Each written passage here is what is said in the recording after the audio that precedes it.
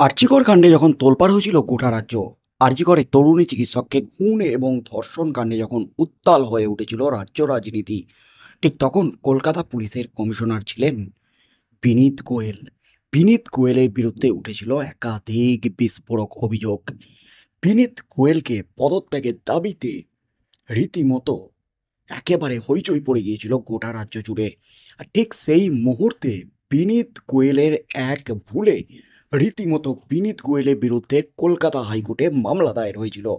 Supreme কোর্টের নির্দেশকে অমান্য করছেন বিনীত গোয়েল।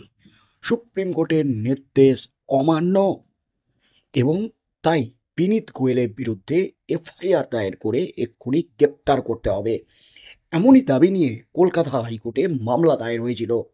আর সেই মামলাতেই কিন্তু এবার খেলে দিলেন বিচারপতি রাজা শেখর মান্থা।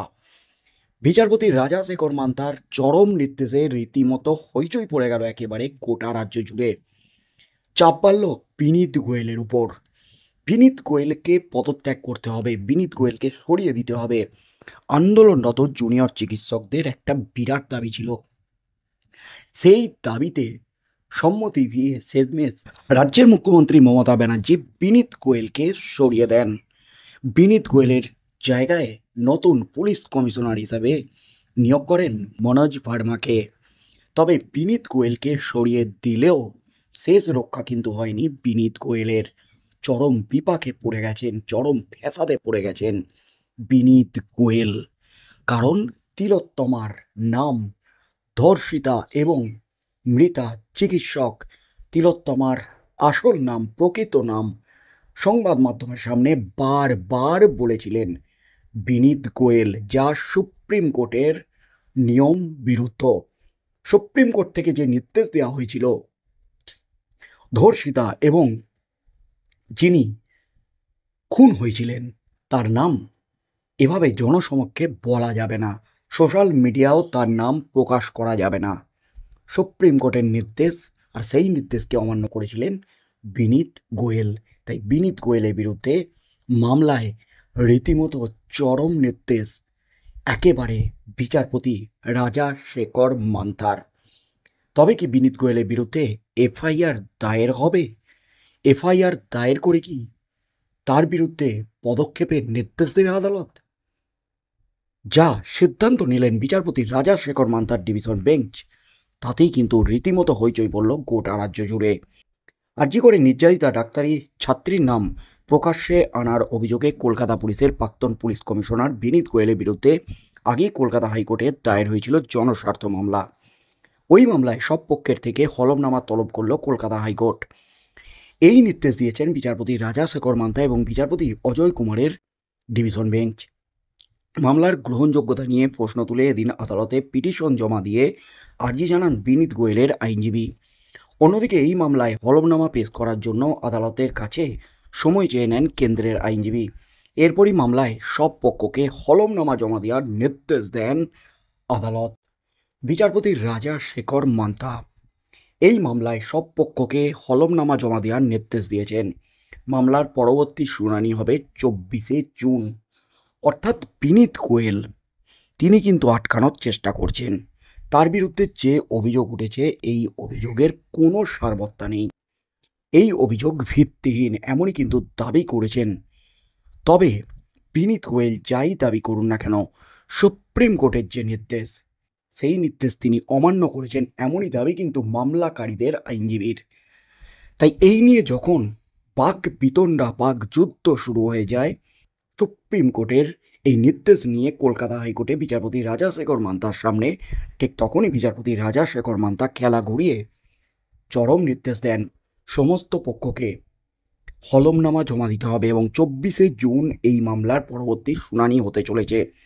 আরজি করে নির্যাতিতা ডাক্তারি ছাত্রীর নাম প্রকাশ্যে আনার অভিযোগে কলকাতা পুলিশের প্রাক্তন পুলিশ কমিশনার বিনীত গোয়েলের বিরুদ্ধে এফআইআর দায়ের কেন হবে না, তার বিরুদ্ধে কেন পদক্ষেপ নেওয়া হবে না, কেন গ্রেপ্তার করা হবে না তাকে, এই অভিযোগ জানিয়ে তার বিরুদ্ধে মামলা দায়ের করেছিলেন আইনজীবী অনামিকা পাণ্ডে। আদালতে তার প্রশ্ন ছিল পুলিশের উচ্চ পদে থেকে কিভাবে নির্যাতিতার নাম প্রকাশ্যে আনলেন, কিভাবে সুপ্রিম কোর্টের নির্দেশকে অমান্য করলেন বিনীত গোয়েল। এরপরই মামলা গ্রহণ করেছিল আদালত। আর সেই মামলায় কিন্তু চলছে বিচারপতি রাজাশেখর মান্থার ডিভিশন বেঞ্চে। সেই মামলাতেই কিন্তু চরম নির্দেশ দিয়ে দিলেন বিচারপতি রাজাশেখর মান্থা। কলকাতা পুলিশ তদন্ত চালাচ্ছিল আরজিকর কাণ্ডের। আরজিকরে তরুণী চিকিৎসককে খুন এবং ধর্ষণ কাণ্ডের তদন্ত। আর এই তদন্তের শুরুতেই আরজিকর কাণ্ডের 12 ঘন্টার মধ্যেই বড় সাফল্য দেখিয়েছিল। মেন অভিযুক্ত হিসাবে সঞ্জয় রায়কে গ্রেপ্তার করেছিল কলকাতা পুলিশ। সঞ্জয় রায় মেন অভিযুক্ত এমনই কিন্তু দাবি ছিল। তবে সঞ্জয় রায় গ্রেপ্তার হলেও তিনি সাজা পেলেও সঞ্জয় রায় নয়, আরও একাধিক অভিযুক্ত এই কাণ্ডে জড়িয়ে আছে এমনই কিন্তু দাবি নির্যাতিতার পরিবারের, আন্দোলনরত জুনিয়র চিকিৎসকদের। এবং তদন্তে একাধিক গাফিলতির অভিযোগ উঠেছিল বিনীত গোয়েলের বিরুদ্ধে। তথ্য প্রমাণ লোপানোর চেষ্টা করছেন, অভিযুক্তদের আড়াল করার চেষ্টা করছেন বিনীত গোয়েল এমনই কিন্তু অভিযোগ উঠেছিল। এমনকি সঞ্জয় রায় যেদিন তাকে তোলা হয়েছিল কোর্টে, বিচার প্রক্রিয়া যেদিন শুরু হয়েছিল, ঠিক সেই মুহূর্তে চার্জশিট পেশের মুহূর্তে তিনি কিন্তু মুখ খুলেছিলেন, বিনীত গোয়েলের বিরুদ্ধে ফুঁসে উঠেছিলেন। যা করেছেন বিনীত গোয়েলের নির্দেশে, বিনীত গোয়েল তাকে ভয় দেখিয়ে এই সমস্ত কাজ করিয়েছে এবং বিনীত গোয়েলের বিরুদ্ধে অভিযোগ তুলেছিলেন সঞ্জয় রায়, আরজিকরের মেন অভিযুক্ত। তবে তার কোনো মন্তব্যে গুরুত্ব দেননি বিচারক। তবে সঞ্জয় রায়কে ফাঁসি না দিয়ে মৃত্যু কারাদণ্ডের নির্দেশ দিয়েছেন। সেই নিয়েও কিন্তু কলকাতা হাইকোর্টে মামলা চলছে, সেই নিয়েও কিন্তু বিতর্ক চলছে। তার মধ্যেই বিনীত গোয়েল চরম ফেঁসাদে পড়লেন। তার বিরুদ্ধে মামলায় একেবারে খেলে দিলেন বিচারপতি রাজাশেখর মান্থা। এবার সমস্ত পক্ষকে হলফনামা জমা দেওয়ার নির্দেশ দেওয়া হয়েছে এবং সুপ্রিম কোর্টের প্রধান বিচারপতির যে নির্দেশ ছিল, তৎকালীন প্রধান বিচারপতি জাস্টিস চন্দ্রচূড়, DY চন্দ্রচূড়, তার যা নির্দেশ ছিল সেই নির্দেশ অমান্য করেছেন বিনীত গোয়েল। তাই তার বিরুদ্ধে কেন রুল জারি হবে না, কেন তিনি গ্রেপ্তার হবেন না, কেন FIR দায়ের হবে না, এই নিয়ে মামলা দায়ের হয়েছিল। অর্থাৎ 24শে জুনের আগে কি হলফনামা দেয় রাজ্য এবং তারপর কি হতে চলেছে, শেষ পর্যন্ত কি সিদ্ধান্ত নেন বিচারপতি রাজাশেখর মান্থা। কারণ এই মামলার যথেষ্ট গুরুত্ব আছে, তাই এই মামলা কিন্তু বিচারপতি রাজাশেখর মান্থা খারিজ করেননি। তাই শেষমেশ যে বিপদ বাড়তে পারে বিনীত গোয়েলের, এমনই কিন্তু মনে করছেন রাজনৈতিক মহলের একাংশ। বন্ধুরা কি বলবেন? বিনীত গোয়েল ভুলবশত সংবাদ মাধ্যমের সামনে তিলোত্তমার নাম বারবার বলে ফেলেছেন। হয়তো তিনি ভুলবশত বলে ফেলেছেন, কারণ সেই মুহূর্তে এমন এক পর্যায়ে আন্দোলন চলছিল, একেবারে চরম পর্যায়ে। আর ঠিক সেই মুহূর্তে বিনীত গোয়েল এভাবে নির্যাতিতার নাম প্রকাশ্যে বারবার বলায় রীতিমতো প্রশ্ন উঠে গিয়েছিল। বন্ধুরা কি বলবেন? বিনীত গোয়েলের বিরুদ্ধে কি কোনো পদক্ষেপ নেওয়া উচিত?